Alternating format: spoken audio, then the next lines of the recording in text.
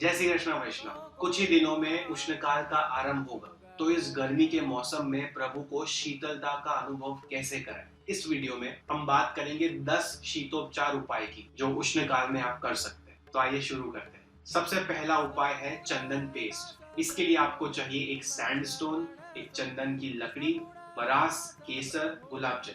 Sandstone के ऊपर आपको बरास, केसर और गुलाब जल को पधराना है और उस पर चंदन की स्टिक को आपको घिसना है। उससे चंदन की पेस्ट बनेगी जिसका उपयोग आप इस तरह से कर सकते हैं। श्रृंगार से पूर्व आप एक छोटा सा वस्त्र का टुक लेके उसके ऊपर ये चंदन की पेस्ट लेप सकते हैं और उसे प्रभु के श्रीअंग पर धरा सकते हैं और उसके ऊपर आप श्रृंगार धर सकते हैं। इसके अलावा आप उस चंदन की पेस्ट की गोटियां बना के आप प्रभु के दोनों श्री हस्त पे, प्रभु के पक्ष स्थल पर भी आप धरा सकते हैं और चंदन की चोली भी आप सिद्ध कर सकते हैं इस पेस्ट के साथ। और इसके अलावा प्रभु के वस्त्र पर चंदन के पेस्ट की चित्र काम भी कर सकते हैं। दूसरा उपाय है खस बंगलो। राजभोग पश्चात प्रभु को आप खस के बंगलों में पधरा सकते हैं और प्रभु को पधराए उससे पहले उस खस के बंगलों पर यदि आप शीत गुलाब जल का छिड़काव करेंगे तो आनंद और बढ़ेगा। तीसरा उपाय है पंखा। अब गर्मी के मौसम में हम एसी या पंखे के बिना नहीं रह पाते, तो प्रभु को भी गर्मी लगती, तो प्रभु को पंखा करा जाता है। पंखा के कई प्रकार हो सकते हैं, चंदन का हो सकता है, खस का हो सकता है या फिर प्लेन कॉटन का भी हो सकता है। और ध्यान ये रखना है कि जब भी प्रभु को ओढ़ाए तब शैया जी के आसपास पंखा भी पधराए। चौथा उपाय है नाव मनोरथ। आपकी घर की प्रणाली का अनुसार आप प्रभु को नाव में पधरा सकते हैं और उस नाव को जल में पधरा सकते हैं। नाव मनोरथ कैसे करते हैं उसका पूरा एक डिटेल वीडियो हमने ऑलरेडी बनाया हुआ है, आप यहाँ ऊपर लिंक पर क्लिक करके देख सकते हैं। पांचवा उपाय है फुवारा। राजभोग पश्चात आप प्रभु के सन्मुख फुवारा पधरा सकते हैं। फुवारा के कई प्रकार आते हैं, जैसे कि प्लास्टिक फुवारा हो गया, मेटल का फुवारा हो गया या फिर सिल्वर फुवारा हो गया। ये सेवा आप वैशाख शुद्ध सातम से लेकर रथ यात्रा तक कर सकते हैं। छठा उपाय है जल को थाल।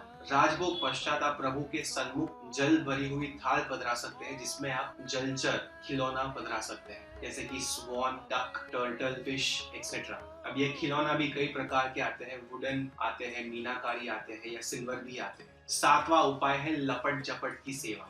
इसमें आपको क्या करना है कि एक वस्त्र का टुक लेना है, उसको एक जल भरी थाल में जिसमें गुलाब जल और सुगंधी मिश्रित हो, उसमें ये वस्त्र को गीला करना है, उसे ठीक से निचो लेना है और प्रभु के सामने फिर उस वस्त्र को इस तरह से झटकना है, जिससे सुगंधित वर्षा होगी प्रभु के ऊपर और प्रभु को बहुत आनंद आएगा। आठवां उपाय है फूल या कली के श्रृंगार। उष्ण काल में हम ना केवल मोती के, सीप के या सिल्वर के श्रृंगार धराते हैं, पर हम कली या फूल के बने हुए श्रृंगार भी धरा सकते हैं और इसमें कोई लिमिट नहीं है। आप फूल के श्रृंगार में मुकुट, सिर पे त्रिशूल, बाजूबंद, कड़ा, हार, कंठमाला सब कुछ सिद्ध कर सकते हैं और ये बहुत ही आनंदमय सेवा है और प्रभु को भी खूब आनंद मिलता है। नौवां उपाय है चंदन बरणी, यानी एक बंटा जी में आपको चंदन का पाउडर पधराकर प्रभु के सन्मुख पधरा देना है। 10वां उपाय है पन्ना।